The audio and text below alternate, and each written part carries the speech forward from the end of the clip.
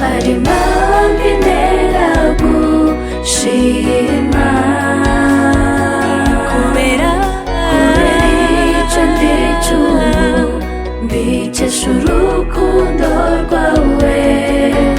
Yesu nduha agaciro mu maso y'Imana, kubwawe n'igitambo cyawe.